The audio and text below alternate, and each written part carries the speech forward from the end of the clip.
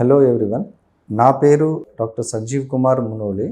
Consultant neuro surgeon, Chandanagar బ్రాంచ్లో పనిచేస్తున్నాను. ఈరోజు నా ఎపిలెప్సీ గురించి మాట్లాడక ఇష్టపడతాను. ఏమంటే ఎపిలెప్సీ ఆల్మోస్ట్ ప్రతి ఒక్క మనుష్యకు లైఫ్ టైంలో అట్లీస్ట్ ఒక్కసారి రెండు సారియో ఈ సీజర్ ఎపిసోడ్ అంటారు, ఫిట్స్ లాగా ఉంటాయి. సో అది గురించి మాట్లాడతాను. ఎపిలిప్సీ అంటే ఏమో it is chronic non communicable disorder. It is caused by abnormal excessive electrical activity of group of neurons. అంటే ఒక గ్రూప్ ఆఫ్ న్యూరాన్లు ఎక్సెస్గా ఎలక్ట్రికల్ యాక్టివిటీ వచ్చేసి అది మొత్తం బ్రెయిన్ స్ప్రెడ్ అయిపోతుంది, అదర్ నుంచి ఫిట్స్ వస్తాయండి.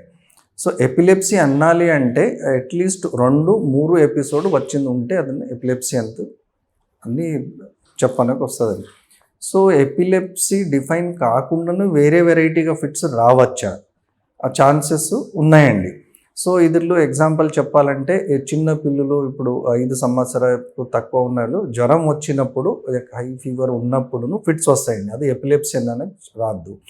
నెక్స్ట్ ఈవెన్ ప్రెగ్నెన్సీలో 3rd ట్రైమిస్టర్ టైంలో ఎక్లాంప్సియా అంటారు. సో అప్పుడు బీపీ పెరిగింది ఉంటుంది, అవుట్లోనూ ఫిట్స్ రావచ్చు. సో ఈ గ్రూప్న ఎపిలెప్సీ అన్నకు రాదండి. ప్లస్ అది కాకుండా ఇప్పుడు షుగర్ లెవెల్ తగ్గితే, కాల్షియం లెవెల్ తగ్గితే, సోడియం లెవెల్ తగ్గితే, మెగ్నీషియం లెవెల్ తగ్గింది, ఈ గ్రూప్ ఆఫ్ పేషెంట్లను ఫిట్స్ రావచ్చు. సో ఇవన్నీ సపరేట్గా ఫిట్స్ సీజర్ ఎపిసోడ్స్ అని చెప్పాలి, అంతే. ఇది ఎపిలెప్సీ అన్నానికి రాదండి. సో ఎవరికి వచ్చే ఛాన్సెస్ ఉంటాయి, ఎవరికైనా రావచ్చు. సో ఈ స్పెసిఫిక్గా ఈ ఏజ్లోనే వస్తుంది అంత లేదు, ఈ జెండర్ అంటే ఈ మేల్స్ వస్తుంది ఫీమేల్స్ రాదు అలాగేం లేదు.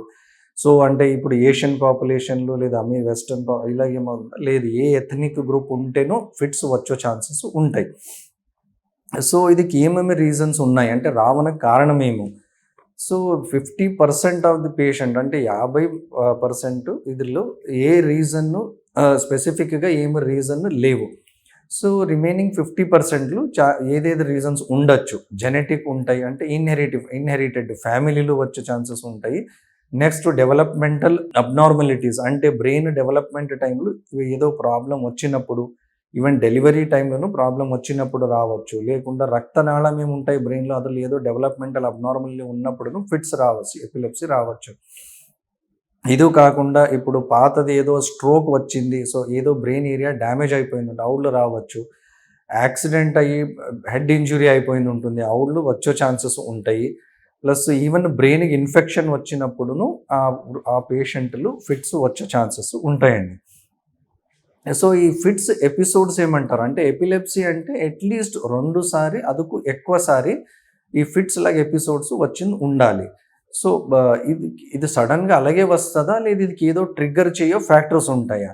యూజువల్గా మెజారిటీ గ్రూప్ ఆఫ్ పేషెంట్స్లో ఏమంటే అండర్లయింగ్ ఫ్యాక్టర్స్ ఉంటాయి. అంటే ఎక్సెసివ్ స్ట్రెస్ ఉన్నప్పుడు, ఏదో వర్క్ స్ట్రెస్ ఉండొచ్చు, ఏదో సిచ్యువేషన్ గురించి ఎక్కువ యాంగ్జైటీ, స్ట్రెస్ఫుల్ ఈవెంట్స్ ఉండొచ్చు లైఫ్లో. సో అది ట్రిగర్ చేస్తుంది, ఆ టైంలో ఫిట్స్ వస్తాయండి. ఇది మోస్ట్ కామన్ రీజన్. అది కాకుండా వేరేదో ఇప్పుడు టైంకి తినలేదనుకోండి, షుగర్ లెవెల్స్ తగ్గుతాయి, అవులు వచ్చే ఛాన్స్ ఉంటాయి, సడన్గా ట్రిగ్గర్ అయిపోవచ్చు. ఈవెన్ డీహైడ్రేషన్ అయిపోతేనూ వచ్చే ఛాన్సెస్ ఉంటాయి. ప్లస్ స్లీప్ డిప్రైవేషన్, అంటే ఇప్పుడు నిద్రను బాగా లేకుండా అప్పుడును వచ్చే ఛాన్సెస్ ఉంటాయి. ఇది కాకుండా ఇప్పుడు విజువల్ స్టిమ్యులేషన్ అంటారు, అంటే ఎక్సెసివ్గా చూపుకి స్టిమ్యులేషన్ రావాలంటే ఇప్పుడు ఏదో ఎల్ఈడి స్క్రీన్స్ ప్రొలాంగ్డ్ టైం వరకు చూస్తుంటే రావచ్చు. ఈవెన్ ఆ కలర్ ప్యాటర్న్స్ ఫ్రీక్వెంట్గా చేంజ్ అయిపోయినప్పుడు అది స్టిమ్యులేట్ చేయొచ్చు, అప్పుడును ఫిట్స్ వచ్చే ఛాన్సెస్ ఉంటాయి. ఇది కాకుండా ఇంకా ఒక కామన్ రీజన్ అంటే ఇప్పుడు హార్మోనల్ బాడీలో ఏం చేంజెస్ అయిపోతాయి మెన్స్ట్రువల్ సైకిల్ దగ్గర, ఆ టైంలోనూ వచ్చే ఛాన్సెస్ ఉంటాయండి. సో ఈ ఫిట్స్ అండ్ ఎపిలెప్సీ అన్నప్పుడు ఇది లేదా క్లాసిఫికేషన్, అంటే అన్ని ఎపిలెప్సీ ఒకటేనా లేదా వేరే వేరేగా? బ్రాడ్లీ గ్రాస్గా చెప్పాలి అంటే ఇది 2 విధంగా క్లాసిఫికేషన్ చేస్తారు. ఒకటి ఫోకల్ అని చెప్తారు, ఇంకా ఒకటి జనరలైజ్డ్ అని చెప్తాడు. ఇప్పుడు ఫోకల్ ఎపిలెప్సీ అంటే ఇక్కడ ఇదిలో ఏముంటుంది అంటే the source of origin of the seizure activity or abnormal electrical activity is usually situated in one part of the brain. ఏదో ఒక్క సైడ్ కానీ ఒక్క ఏరియాలని ఏమంటే ఆ ఎలక్ట్రికల్ యాక్టివిటీ ఎక్సెసివ్ ఏం వస్తుంది కదా అది ఒక్క సైడే ఉంటుంది. కామన్గా ఇది ఫ్రంటల్ లోబ్ అంటే ఫ్రంట్ సైడ్లో ఉంటుంది, లేదంటే మీడియల్ టెంపోరల్ అంటే ఇప్పుడు చెవి పైన ఏం ఏరియా ఉంటుంది బ్రెయిన్ అక్కడ ఉన్న ఛాన్సెస్ ఉంటాయి.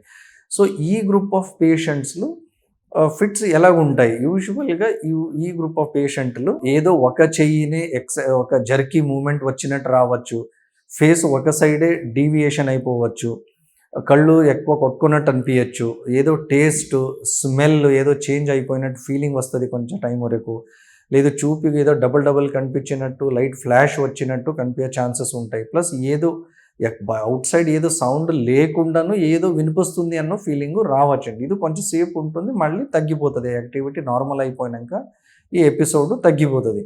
ఈ గ్రూప్ ఆఫ్ పేషెంట్లు ఏమంటే ఇప్పుడు యూజువల్గా కాన్షియస్గా ఉంటారు, ఆ పేషెంట్కి అవేర్నెస్ ఉంటుంది ఎగ్జాక్ట్గా ఏం నడుస్తుంది అని.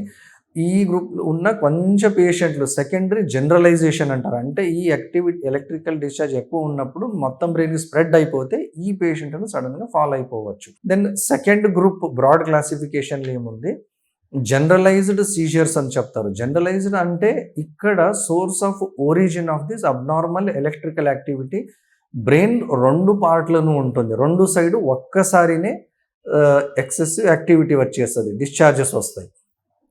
సో ఇదిలోనూ ఇంకా ఫర్దర్ సబ్ క్లాసిఫికేషన్ ఉన్నాయి.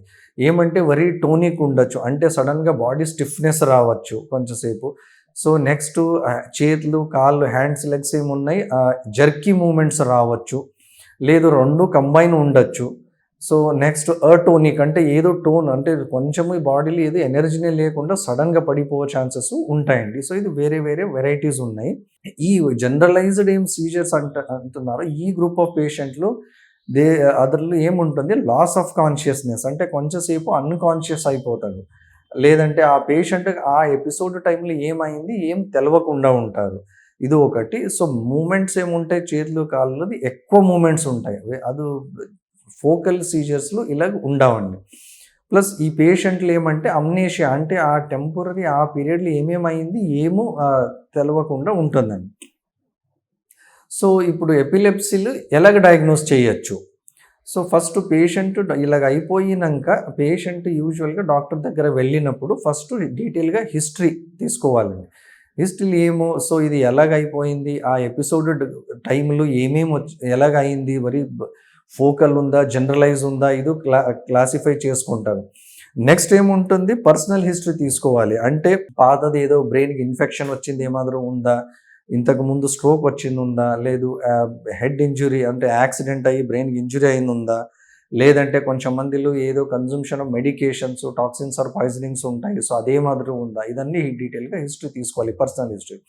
దెన్ ఫ్యామిలీ హిస్టరీ, ఫ్యామిలీలో ఇలాగే వేరే ఎవరికి ఫిట్స్ ఉన్నాయా, పేరెంట్స్ గ్రాండ్ పేరెంట్స్లు హిస్టరీ ఉందా అదను తెలుసుకోవాలండి. ఏమంటే కొంచెం మందిలో ఇది హెరిడిటరీ వస్తుంది. ఆ తర్వాత కన్ఫర్మేషన్లు ఏమేమి చేయాలి, ఎలక్ట్రోఎన్సెఫలోగ్రఫీ అంటారు, అంటే ఇప్పుడు హార్ట్ ఎలాగ ఈసీజీ చేసి ఎలక్ట్రికల్ యాక్టివిటీ చూస్తారో అలాగే బ్రెయిన్కును ఎలక్ట్రోడ్స్ పెట్టేసి ఎలక్ట్రికల్ యాక్టివిటీ చూస్తే సో ఏ ఏరియా నుంచి అబ్నార్మల్గా ఎలక్ట్రికల్ యాక్టివిటీ వస్తుంది అది తెలుస్తుంది. సో ప్లస్ అది ఒకటే ఏరియా కన్ఫైన్డ్ ఉందా, లేదు రెండు సైడ్ బ్రెయిన్ నుంచి ఒక్కసారినే వస్తుందా ఇదిను తెలుస్తుందండి. సో ఫోకల్లో జనరలైజ్డ్ అదను క్లాసిఫై చేసుకోవచ్చు. ప్లస్ లేకుండా స్టార్టింగ్లో ఫోకల్ ఉండొచ్చు, సడన్గా రెండు సైడ్ బ్రెయిన్కి స్ప్రెడ్ అయిపోవచ్చు, ఫోకల్ సెకండరీగా అదను కన్ఫర్మ్ అయిపోతుంది. సో నెక్స్ట్ ఇమేజింగ్ అంటే CT scan and MRI scans ఉంటాయి.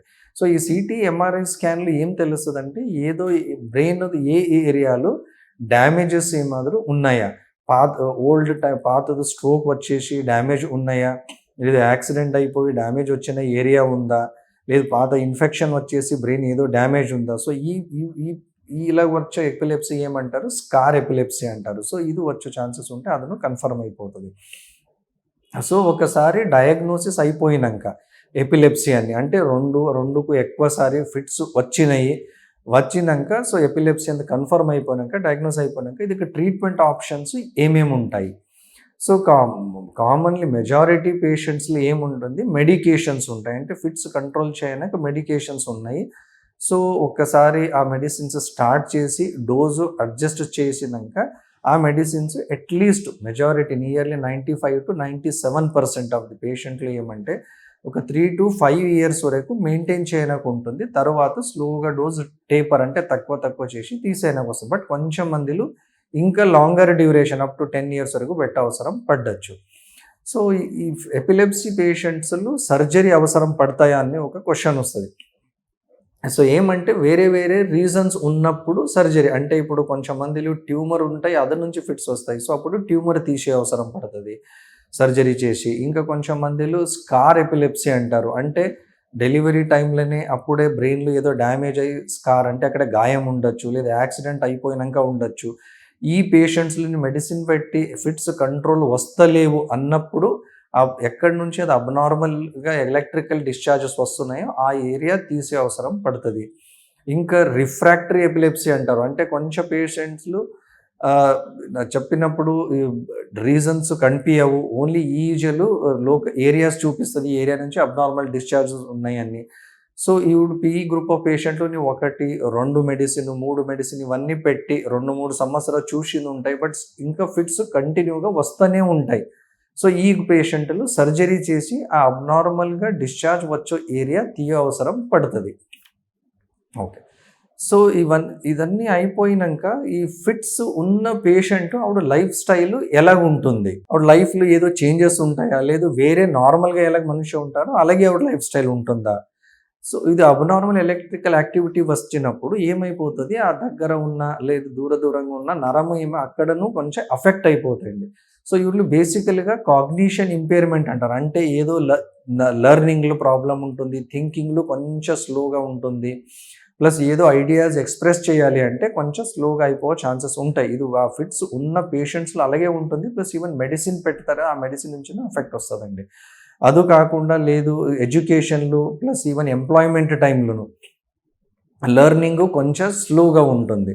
సో, ఇప్పుడు ఎంప్లాయ్‌మెంట్‌లో ఏం ఇష్యూస్ రావచ్చు అంటే ఆహ్, ఈ పేషెంట్‌లు కొంచెం active like driving plus adventurous ఏదో యాక్టివిటీస్ ఉన్నాయనుకోండి, రీక్రియేషనల్ యాక్టివిటీస్ ఆ టైంలో ప్లస్ ఈవెన్ ఎక్కడ హైట్‌లో పని చేసినప్పుడు ఈ గ్రూప్ ఆఫ్ పేషెంట్‌లు సడెన్‌గా ఫిట్స్ వచ్చే ఛాన్సెస్ ఒకటుంటాయి. సో, అది లైఫ్ రిస్క్ ఉంటుంది. అది కొంచెం అవాయిడ్ అవసరం పడతది. ప్లస్ సోషల్లీ ఏముంటుంది, ఇది ఎపిలెప్సీ ఫిట్స్ వచ్చే పేషెంట్‌ని స్టిగ్మా ఉంటుంది. అంటే ఏదో బాడీలో ఏదో పొజెషన్ ఉంది, ఈవిడ నుంచి వేరెవరికి రావచ్చు అన్న ఒకటుంటుంది. బట్ ఇది ఇన్ఫెక్టివ్ లేదు. ఒక మనుష్యంగా ఉన్నది వేరే ఎవరికి రాదు. జస్ట్ ఎవరి దగ్గర ఉన్నారో అలాగే రాదు. బట్ స్టిల్ ఇది సొసైటీలో ఇంకా అవేర్‌నెస్ లేకుండా ఇలాగ అనిపిస్తది. సో, ఇది నుంచి ఆ పేషెంట్‌కి ఏమనిపిస్తది కొంచెం డిప్రెషన్ అదన్నీ ఉన్న ఛాన్సెస్ ఉంటాయి. ఇది కాకుండా ఈవెన్ ఇప్పుడు ఎపిలెప్సీ ఫిట్స్ ఉన్న పేషెంట్ ప్రెగ్నెంట్ రావచ్చా? లేదు పేరెంట్‌హుడ్‌లో ఏదో ప్రాబ్లమ్ వస్తాయా? అన్ని క్వెషన్స్ ఉంటాయి. ప్రెగ్నెన్సీకి ఇదికు ఏదో కనెక్షన్ ఉండదు. ఏమంటే ప్రెగ్నెన్సీ టైంలో ఫిట్స్ రావచ్చు. అది నుంచి ఏమంటే స్ట్రిక్ట్‌గా న్యూరాలజిస్ట్ చెప్పిన మెడిసిన్స్ కరెక్ట్‌గా డోసేజ్ ఎలా చెప్తారో కంటిన్యూగా తీసుకుంటా ఉంటే ఈవెన్ ప్రెగ్నెన్సీ తర్వాత even parenthood children grow up చేసే టైంలో ఏం ఇష్యూస్ రావండి.